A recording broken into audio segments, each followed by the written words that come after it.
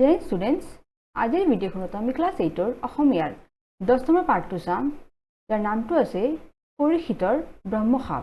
আজি আমি ইয়াৰে কোৱেশ্চন সেটটো চাম, but before starting the class, welcome to my YouTube channel Exam Jyoti and I start the class with the first question. গতিকে প্ৰথমটো দিয়া আছে তলৰ বাক্যকেইটা পঢ়া আৰু উত্তৰ দিয়া। ঠিক আছে, উত্তৰ দিবছে প্ৰথম কোৱেশ্চনটো আছে আমাৰ তেখন্ত মুনি চকু মুদি সমাধি কৰি আসন্ত এমন মুনিত কৃষ্ণাই আকুল হইয়া জল খুজিলা তো ইয়াতে আপনার মুনিয়ে নহয় চকু মুদি কি কৰি আছিল ইয়াতে প্ৰশ্নটো সুধিছে যে মুনিয়ে চকু মুদি কি কৰি আছিল। ঠিক আছে, তো উত্তৰটো হ'ব মুনিয়ে চকু মুদি ধ্যান কৰি আছিল। কি কৰি আছিল? ধ্যান। ওকে, নেক্সট প্ৰশ্নটো আছে মুনিজনৰ নাম কি আছিল? মুনিজনৰ নাম আছিল কি? সমীক মুনি। নহয়, মুনিজনৰ নাম সমীক মুনি আছিল। ওকে, নেক্সট প্ৰশ্নটো আছে আমাৰ পিয়াহত আকুল হৈ কোনে মুনিক পানী খুজিছিল? তো পিয়াহত আকুল হৈ পৰীক্ষিত ৰজাই মুনিক পানী খুজিছিল। নেক্সট কুৱেশ্যনটো চাব খ নম্বৰটো পাছে তান পুত্ৰ শৃংগীৰ বাৰ্তা পায়া ক্ৰোধে সৱাৰ হবৰ আগতে বুলন্ত অহু ৰজাৰ অন্যায় দেশ গতিকে এইটো চাব আপোনাৰ প্ৰশ্নটো আছে কি খবৰ পাই মুনি পুত্ৰ শৃংগীৰ খং উঠিছিল। নহয়, তো ৰজা পৰীক্ষিতে ধ্যানত মগ্ন হৈ থকা গতিকে ৰজা পৰীক্ষিতে ধ্যানত মগ্ন হৈ থকা সমীক মুনিক পানী বিচৰন্তে মুনিয়ে তেওঁক অৱজ্ঞা কৰিছে ভাবি ৰজাই মুনিৰ ডিঙিত নহয় মৃত সাপ এডাল তুলি আনি আৰি দিয়াৰ খবৰ পাই মুনি পুত্ৰ শৃংগীৰ খং উঠিছিল। ঠিক আছে, নেক্সট প্ৰশ্নটো আছে ৰজাই কি অন্যায় কৰাৰ কথা কৈছে? তো ৰজাই ধ্যানত মগ্ন হৈ থকা মুনিৰ এজনৰ গাত মৃত সাপ নহয় এডাল তুলি আনি আৰি দি অন্যায় কৰাৰ কথা কৈছে। নেক্সট কুৱেশ্যনটো চাব আজি মই দণ্ডিব মোৰ বল দেশ এহি বুলি কৌশিকী জলত আচান্ত কৰি ৰজাক সপ্ত দিনত তক্ষকে দংশুক বুলি শাপ দিলে তো উক্ত কথা ভাষী কোনে কৈছিল আৰু কিয় কৈছিল? এইটো বস্তুটো কোনে কৈছিল আৰু কাক কৈছিল? ঠিক আছে, কিয় কৈছিল উক্ত কথা ভাষী সমীক মুনিৰ পুত্ৰ শৃংগীয়ে কৈছিল। কোনে কৈছিল? শৃংগীয়ে। যেতিয়া শৃংগীয়ে এই কথা জানিব পাৰিছিল যে ৰজা পৰীক্ষিতে সমীক মুনিৰ ডিঙিত নহয় মৃত সাপ আঁৰি দিছিল তেতিয়া খঙত একো নাই হৈ শৃংগীয়ে এইদৰে কৈছিল। ঠিক আছে, নেক্সট কুৱেশ্যনটো চাব শৃংগীয়ে কৌশিকী জলত গা ধুই ৰজাক কি বুলি অভিশাপ দিছিল?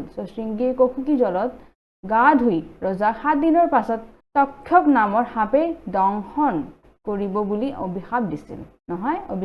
তাৰপিছত অহু দুষ্ট পুত্ৰ কি অন্যায় কৰিলি সমীক মুনিয়ে শৃংগীক দুষ্ট পুত্ৰ বুলি কিয় কৈছিল আৰু কি অন্যায় কৰাৰ কথা কৈছিল? সমীক মুনিয়ে পুত্ৰৰ মুখে ৰজা পৰীক্ষিতক অভিশাপ দিয়াৰ কথা জানিব পাৰি শৃংগীক দুষ্ট পুত্ৰ বুলি কৈছিল আৰু তাৰমানে তেওঁৰ যে পুত্ৰজনে অভিশাপ দিলে ৰজাটো সেইটোৰ কাৰণে তেওঁ দুষ্ট পুত্ৰ বুলি কৈছে। ঠিক আছে, কোনে কৈছে? সমীক মুনিয়ে।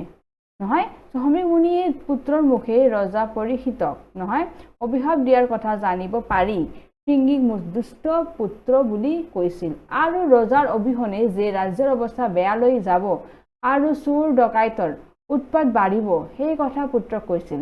বুজি পাইছেনে? তাৰমানে এইটো আপোনাৰ ধুনীয়াকৈ অভিশাপটো দি দিলে, একো চিন্তা কৰা নাই, কিন্তু যদি তাৰ পিছত ৰজাৰ হয় কিবা তেনেহ'লে গোটেই কোনে চাব হয়নে? চোৰ ডকাইত আৰু উৎপাত বাঢ়ি যাব, গতিকে গোটেই ৰাজ্যটোৱে দেখা গ'লে একেবাৰে বেয়া অৱস্থালৈ গুচি যাব। সেই কথাটো চিন্তা কৰি কৈছে যে তুমি দুষ্ট পুত্ৰ হয় তদুপৰি পৰীক্ষিত আছিল চক্ৰৱৰ্তী ৰজা গতিকে তেনে এজন ৰজা অভিশাপ দি অন্যায় কৰাৰ কথা মুনিয়ে পুত্ৰক কৈছিল। ঠিক আছে, নেক্সট কুৱেশ্যনটো চাব মহাশ্ৰান্ত হোৱা আমাক জল খুজি লন্ত তো আজ কেনে সাপ দিলি এই পাপৰ আন প্ৰায়শ্চিত নেদেখি কৃষ্ণক প্ৰাৰ্থন্ত নহয়। তো এই প্ৰশ্নটো চাব ইয়াৰে লগত দিয়া আছে জড়িত শৃংগীয়ে ৰজাক অভিশাপ দি পাপ কৰাৰ বাবে সমীক মুনিয়ে ভগৱান কৃষ্ণৰ ওচৰত কি বুলি প্ৰাৰ্থনা কৰিছিল? এতিয়া তেওঁ কি বুলি প্ৰাৰ্থনা কৰিলে? ভগৱান কৃষ্ণৰ ওচৰত। ঠিক আছে, তো শৃংগীয়ে ৰজাক অভিশাপ দি পাপ কৰাৰ বাবে সমীক মুনিয়ে ভগৱান কৃষ্ণৰ ওচৰত পুত্ৰৰ পাপৰ প্ৰায়শ্চিত বিচাৰি প্ৰাৰ্থনা কৰিছিল যাতে ৰজা পৰীক্ষিতক তেওঁৰ পুত্ৰ শৃংগীয়ে দিয়াৰ পাপৰ শগুন নিয়াব পাৰে আৰু ৰাজ্যখনক এক ভয়ংকৰ বিপদৰ পৰা ৰক্ষা কৰিব পাৰে হা নেক্সট কোৱেশ্চনটো আছে উত্তৰ দিয়া পৰীক্ষিত ৰজাৰ মৃত্যু হলে ৰাজ্যত কি কি সমস্যাৰ সৃষ্টি হ'ব পাৰে বুলি সমীক মুনিয়ে পুতেকক কৈছিল তো পৰীক্ষিত ৰজাৰ মৃত্যুৰ হলে ৰাজ্যত চোৰ ডকাইতৰ উৎপাত বাঢ়িব নহয় যদি ৰজাজন মাৰা যায় তেনেহলে চোৰ ডকাইতটো আপোনাৰ উৎপাতটো আৰু বাঢ়ি যাব ৰাজ্যখন বেয়াৰ ফাললৈ যাব আৰু চাৰিওফালে এক অৰাজক পৰিস্থিতিৰ সৃষ্টি হ'ব আৰু ৰাজ্যত অশান্তি সৃষ্টি হ'ব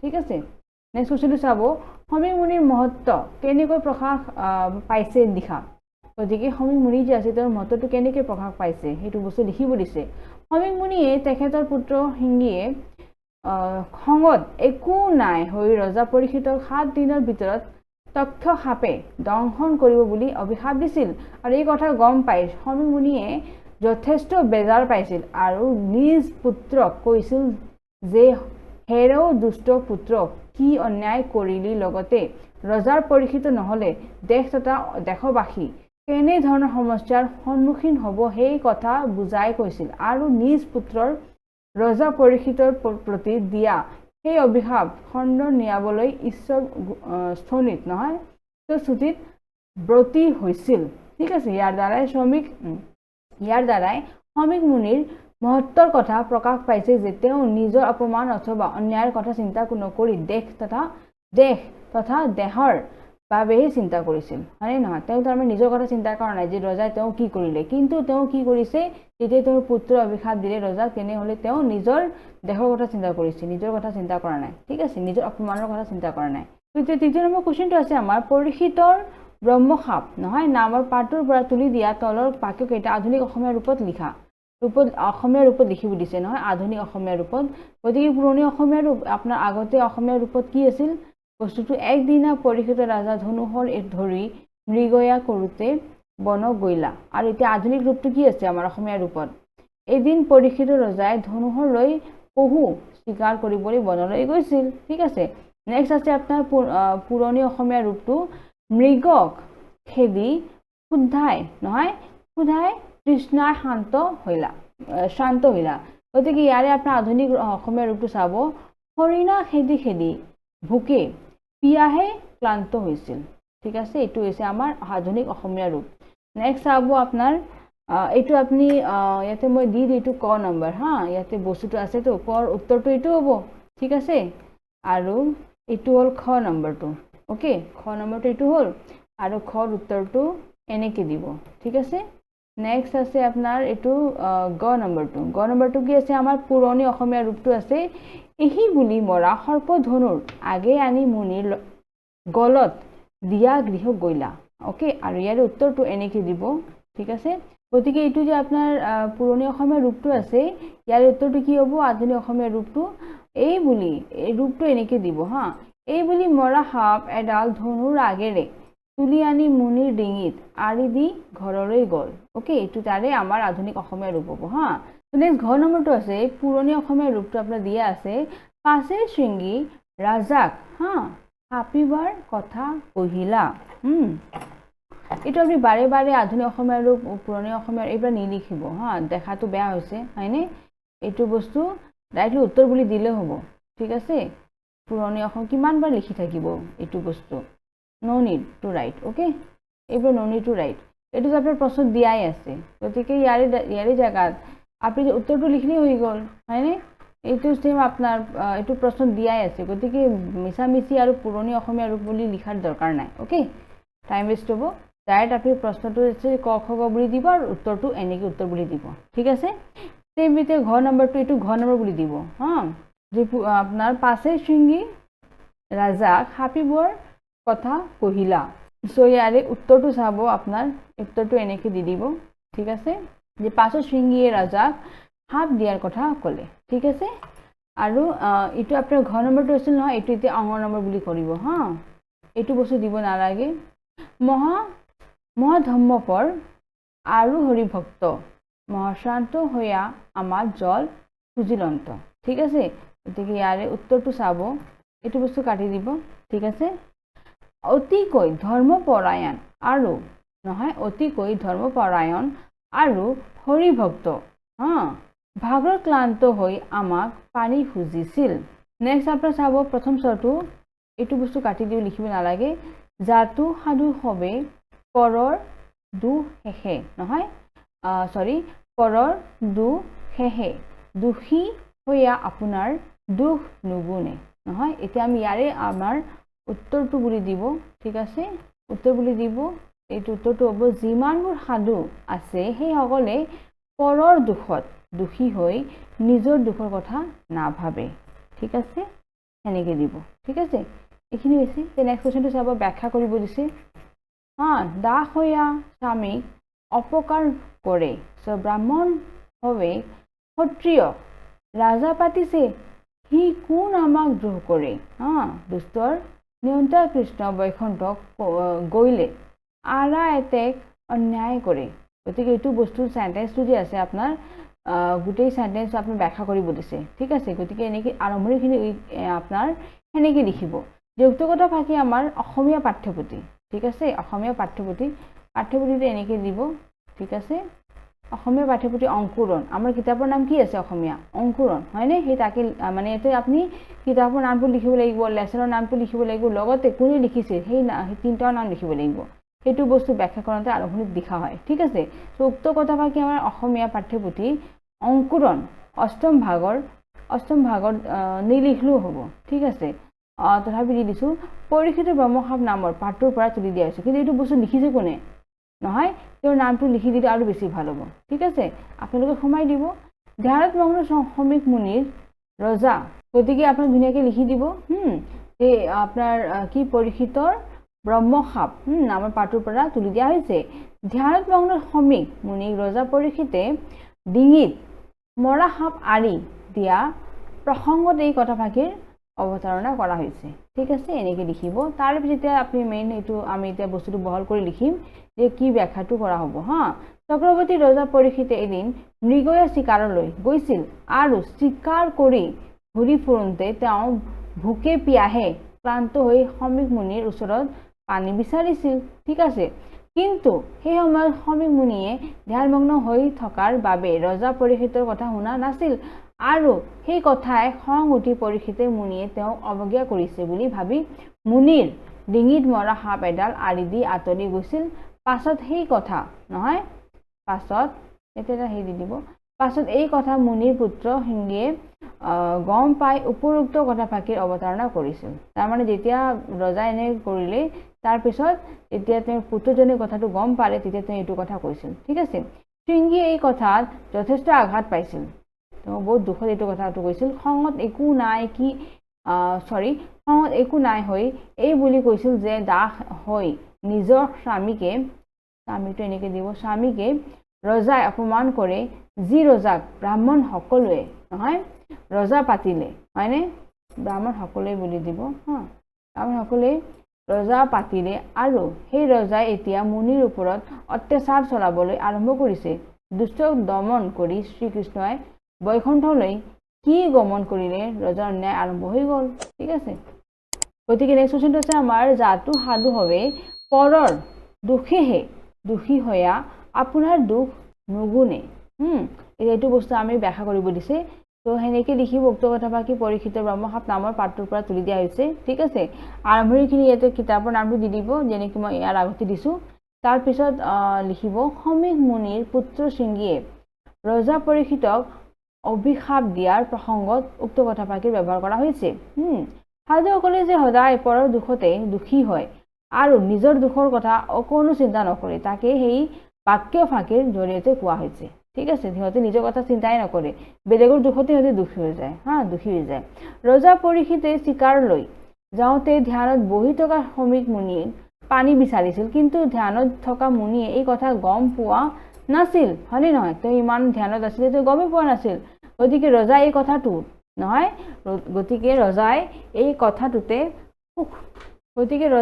এই কথাটোতে ক্ষুণ্ণ হৈ মুনিয়ে তেওঁ আগেৰে মৰা সাপ এডাল তুলি আনি মুনিৰ ডিঙিত আঁৰি দি আঁতৰি গৈছিল। এই কথাৰ পিছত মুনিৰ পুত্ৰ সিংহীয়ে গম পাই ৰজাই দেউতাকৰ প্ৰতি অন্যায় কৰিছে বুলি খঙত একো নাই হৈ ৰজাক অভিশাপ দিছিল, ঠিক আছে। আৰু এই কথাটো শ্ৰমিক মুনিয়ে গম পাই যথেষ্ট আঘাত পাইছিল আৰু পুত্ৰ গালি সপনি পৰাৰ লগতে ৰজা অবিহনে ৰাজ্যত যে অশান্তিৰ সৃষ্টি হ'ব এই কথাটো বুজাইছিল। ঠিক আছে, লগতে ৰজা পৰীক্ষিতৰ সাপহু নিয়াবলৈ অন্য উপায় নেদেখি কৃষ্ণৰ স্তুতিত ব্ৰতী হৈছিল। ঠিক আছে, গতিকে ইয়াৰ দ্বাৰাই মুনিৰ মহত্ব প্ৰকাশ পাইছে আৰু সেই প্ৰসংগত কোৱা গৈছে কোৱা হৈছে যে সাধুসকলে পৰৰ দুখতেই দুখী হৈ জীৱন কটাই অথচ নিজৰ দুখৰ কথা একোকেই চিন্তা নকৰে। তাৰমানে সিহঁতে এই যে সাধুজনে যে আছিল তেওঁ নিজৰ কথা চিন্তাই কৰা নাই। তেওঁ কি কৰিলে, নিজৰ পুত্ৰটো গালি পাৰিলে, উল্টা নহয় দুষ্ট ল'ৰা বুলি ক'লে, দুষ্ট পুত্ৰ বুলি ক'লে, আৰু লগতে কৃষ্ণ ভগৱানক অলপ প্ৰাৰ্থনা কৰিলে যে এইটো বস্তু যাতে ৰজাই মানে সেইটো প্ৰব্লেমটো নাপায় যাতে, কাৰণ তেওঁ যদি মৰি যায় তেনেহ'লে গোটেই গাঁওখন নষ্ট হৈ যাব, নহয় চোৰ ডেকিয়াত এইবিলাক বাঢ়ি যাব প্ৰকাণ্ডটো, হয়নে নহয়? গতিকে গোটেই গাঁওখনক কোনে ভালকৈ চাব, ৰজাই চাই আছে। সেই গতিকে তেওঁ মানে কি বুলি কয় মুনিজনে গাঁৱৰ কথা চিন্তা কৰিছে। ঠিক আছে, নিজৰ কথা চিন্তা কৰা নাই। সেইকাৰণে এইটো বস্তুটো কোৱা গৈছে যে সিহঁতে বেলেগৰ দুখতে দুখ হৈ থাকে, দুখী হৈ থাকে। নেক্সট কুৱেশ্যনটো চাব, তলত দিয়া শব্দবিলাকৰ অৰ্থ সমাৰ আৰু অভিধান চাই লিখা। সমাধিটো কি আপোনাৰ মিনিং হ'ব পাৰে? ধ্যান, বাস্তৱ জ্ঞান এৰি গভীৰ ৰূপে ঈশ্বৰৰ চিন্তা, নহয় মৰিশালী খবৰ।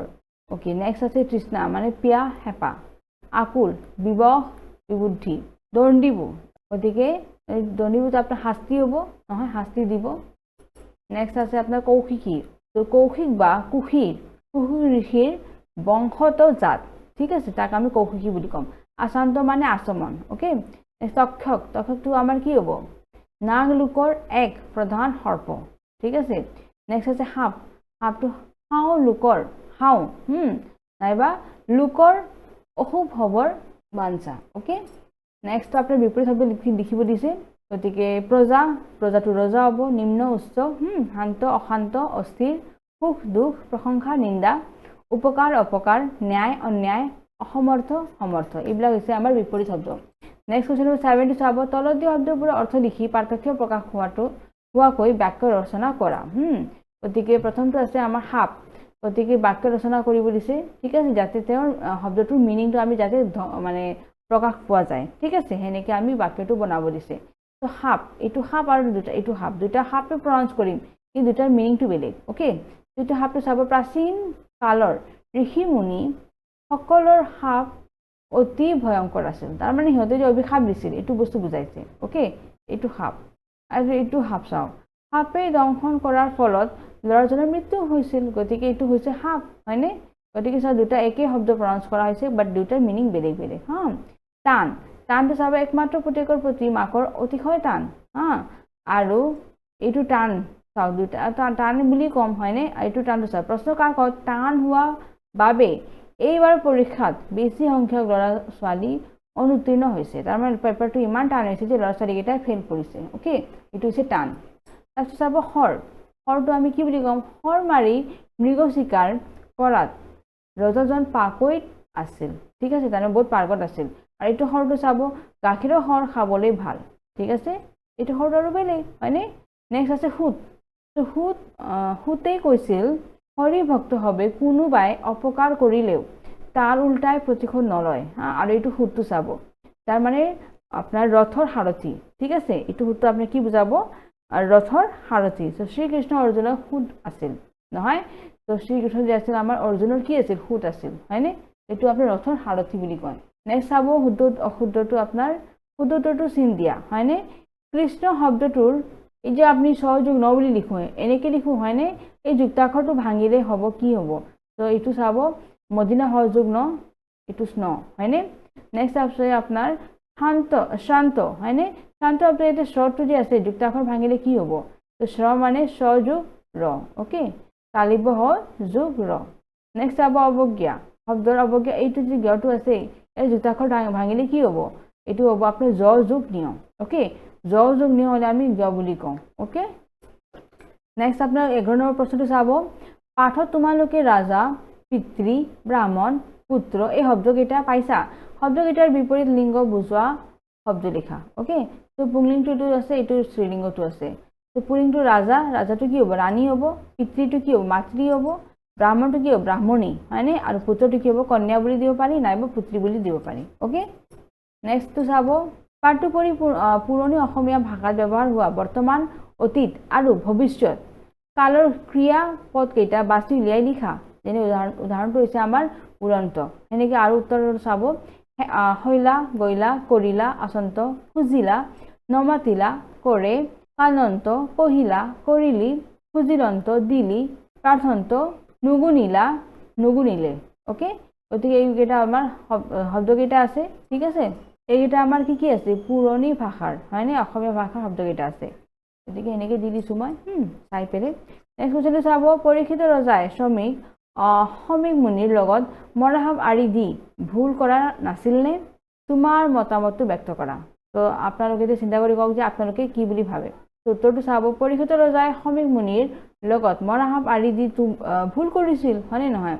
পৰীক্ষিত ৰজা ধৰ্মপৰায়ণ আৰু হৰিভক্ত হোৱাৰ নহয় উপৰিও তেওঁ আছিল চক্ৰৱৰ্তী ৰজা হয়নে এনে এজন গুণী জ্ঞানী আৰু দায়িত্বশীল ৰজাই ধ্যানমগ্ন মুনি শ্ৰমিকৰ ওপৰত ভুল ধাৰণা লৈ মুনি তেওঁক অৱজ্ঞা কৰা বুলি ভবাটো কেতিয়াও উচিত কাম হোৱা নাই হয়নে কাম হোৱা নাছিল তেওঁ শ্ৰমিক মুনিৰ গলত নহয় মৰাসাপ আৰি দিয়াৰ দৰে ভুল কাম কৰিব নালাগিছিল এইটো তেওঁ কিন্তু ভুল কৰিছে ওকে নেক্সট 14 নম্বৰ প্ৰশ্নটো চাব তোমাৰ জীৱনত কেতিয়াবা তুমি কৰিবলগীয়া কাম কৰিছিলানে মানে কৰিব নলগীয়া যে তুমি যে এইটো কাম কৰিব নালাগে সেনেকুৱা তুমি কিবা এটা কাম কৰিছা নেকি সেইটো লিখিব দিছে উত্তৰটো চাব কথাতে কয় মানুহে মাত্ৰ ভুল হয় না জীৱনত মানুহে কেতিয়াও ভুলৰ পৰা হাত সাৰিব নোৱাৰে আৰু মানুহে চিন্তা কৰে ঠিক আছে এইটো কৰিব নালাগে কিন্তু তথাপি হৈ যায় হয়নে গতিকে মোৰ জীৱনতো মোৰ জ্ঞান আৰু সচেতনতাৰ অভাৱত কেতিয়াবা কৰিব নলগীয়া কাম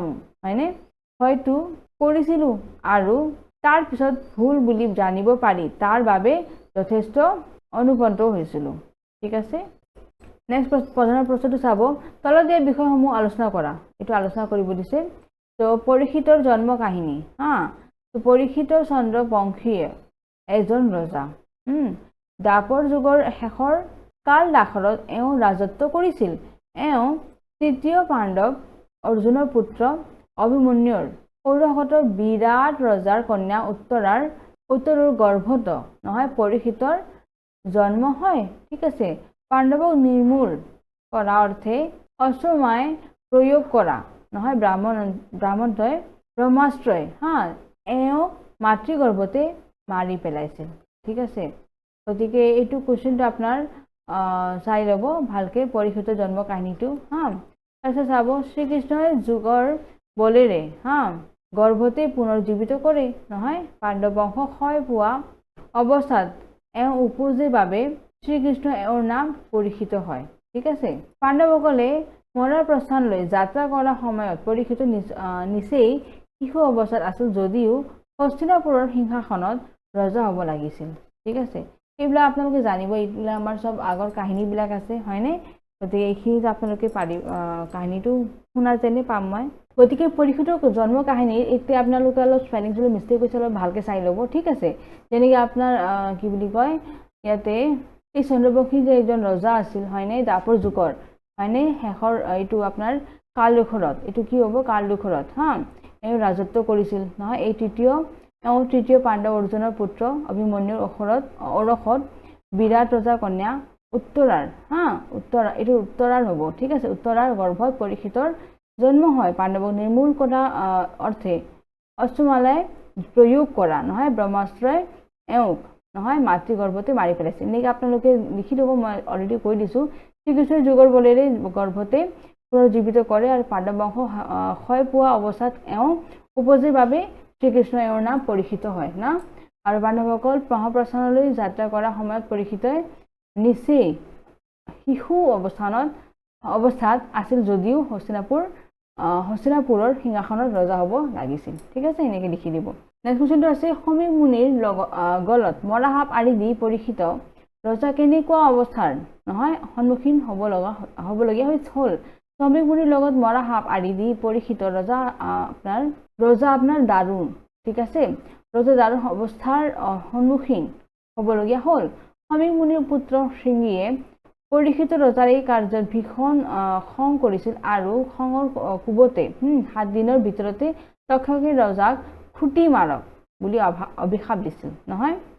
এই নিদাৰুণ এনেকৈ দিব। এই নিদাৰুণ অভিশাপৰ পৰা ৰজা পৰীক্ষিত হাত সাৰিব পৰা নাছিল আৰু ফলস্বৰূপে এইটো একেলগে দিব, ঠিক আছে। ফলস্বৰূপে 7 দিনৰ দিনা তেওঁ তক্ষকে খুটি মাৰিছিল। অ'কে, গতিকে এনেকুৱা ঘটিছে আৰু তেওঁৰ লগত। নেক্সট কুৱেশ্যনটো চাব, মৃগয়াই কিদৰে প্ৰাণীকুল আৰু প্ৰাকৃতিক পৰিৱেশৰ ক্ষতি সাধন কৰিব পাৰে যুক্তি সহকাৰে লিখা। আমাৰ এতিয়া নেক্সট কুৱেশ্যনটো আছে, মৃগয়াই কিদৰে প্ৰাণীকুল আৰু প্ৰাকৃতিক পৰিৱেশৰ শক্তি সাধন কৰিব পাৰে যুক্তি সহকাৰে লিখা। অ'কে, ইয়াৰ উত্তৰটো চাওঁ। প্ৰকৃতিৰ জীৱ জন্তুকে ধৰি বিভিন্ন গছ লতা আদিও ইটোৰ ওপৰত ঠিক আছে, আদিও ইটোৰ ওপৰত কি হৈছে সিটো নিৰ্ভৰশীল হৈ বসবাস কৰি জীয়াই থাকে। তাৰমানে এটা আনটোৰ ওপৰত কি হৈছে নিৰ্ভৰ হৈ আছে। মৃগয়াত অৰ্থাৎ বিভিন্ন চৰাই চিৰিকটি অ'কে বনৰীয়া জন্তু চিকাৰ কৰি মাৰিলে সেই প্ৰাণীসমূহ ক্ৰমে বিলুপ্তি হ'বলৈ ধৰে। যেতিয়া আপুনি মাৰি থাকিব এটা সময়ত কি হ'ব, সিহঁতৰ সংখ্যাটো কমি যাব, এটা সময়ত শেষ হৈ যাব তাকে বিলুপ্তি বুলি কয়। তো বননি ধ্বংস হয়নে নহয়, তেনেহ'লে আমাৰ কি হ'ব, ধ্বংস হৈ যাব। ইয়াৰ ফলত পৃথিৱীত লাহে লাহে অনেক জীৱ জন্তু নাইকিয়া হ'বলৈ ধৰিছে। গড় চিকাৰৰ ফলত ঘাইকৈ অসমত গড়ৰ সংখ্যা কমি আহিছে। অসমত কি হৈছে, গড়ৰ সংখ্যাটো কমি গৈছে। বাঘ হৰিণ আদি জন্তুৰো দ্ৰুতগতিত হ্ৰাস পাবলৈ ধৰিছে। তাৰমানে এইবিলাকো কি হৈছে, কমি গৈ আছে, হ্ৰাস হৈ আছে এইবাৰ চৰকাৰীভাৱে আইন কানুন কৰি সংৰক্ষিত বনাঞ্চলত সংৰক্ষণৰ ব্যৱস্থা কৰিছে। বুজি পাইছেনে? সেইকাৰণে এতিয়া কানুন আহিছে, বস্তুটো কৰিছে এইবিলাক সংৰক্ষিত কৰিবৰ কাৰণে, ঠিক আছে। আনহাতে প্ৰকৃতিৰ বনাঞ্চল ধ্বংসৰ কাৰণেও বনৰীয়া জন্তু এইটো বস্তু নহয়, ইয়াতে দিব, ঠিক আছে, জানুৱাৰী। অ'কে, থাকিবলৈ ঠাই নাপায় আৰু খাদ্যৰ অভাৱত মানুহৰ বসতি অঞ্চলত উৎপাত কৰিবলৈ লাগিছে। তাৰমানে কি, সিহঁতে নিজৰ যি জংঘলবিলাক আছে আমি কি কৰি ধ্বংস কৰি আছোঁ, গতিকে সিহঁতে আমাৰ জেগাত আহি আছে, গতিকে আমাৰ অঞ্চলত সিহঁতে উৎপাত কৰি আছে। বুজি পাইছে? গতিকে আমিওতো প্ৰব্লেম পাই আছোঁ সিহঁতৰ কাৰণে, সিহঁতেতো নিজে প্ৰব্লেম পাই আছে আৰু সিহঁতৰ কাৰণে আমাৰো প্ৰব্লেম আহি আছে। বুজি পাইছে? নেক্সট কুৱেশ্যনটো চাব, পৃথিৱীৰ পৰা কিছুমান প্ৰাণীৰ প্ৰজাতি বিলুপ্ত হ'বলৈ ধৰিছে। বিলুপ্ত হ'বলৈ ধৰা প্ৰাণীৰ নাম, বিলুপ্ত হোৱাৰ কাৰণ আৰু সংৰক্ষণৰ উপায় উলিয়াই তালিকা অন্তৰ্ভুক্ত কৰা। এতিয়া চাব, বিলুপ্ত প্ৰায় হোৱা প্ৰাণীৰ নামটো চাব আপোনাৰ, গতিকে এইটো চাব আপোনাৰ যি বিলুপ্ত প্ৰায় মানে আপোনাৰ হৈছে প্ৰাণীকেইটা, সেইকেইটা হ'ব আপোনাৰ সোণালী বান্দৰ নহয়, তাৰপিছত চুৰু, হাড়গিলা, বনকপৌ, শিহু, অ'কে, এইবিলাক প্ৰায় মানে আপোনাৰ কি হৈছে, বিলুপ্ত হৈছে আৰু এতিয়া বিলুপ্ত হোৱাৰ কাৰণবিলাক চাম, ঠিক আছে। তো তাৰে কাৰণবিলাক চাব। প্ৰথমটো আছে মাংসৰ লাভত চিকাৰ কৰা। আমি যে মাংসৰ কাৰণে কি কৰি আছোঁ, সিহঁতক চিকাৰ কৰি আছোঁ। নেক্সট আছে পইণ্টটো, হাড় মূৰ আদি অংগ বিক্ৰী কৰি ধন ঘটাৰ উদ্দেশ্য জন্তু চৰাই চিৰিকটি মাৰি পেলোৱা। অ'কে, তাৰপিছত খাদ্যৰ অভাৱত মৃত্যু হোৱা, হোৱা বুলি দিব।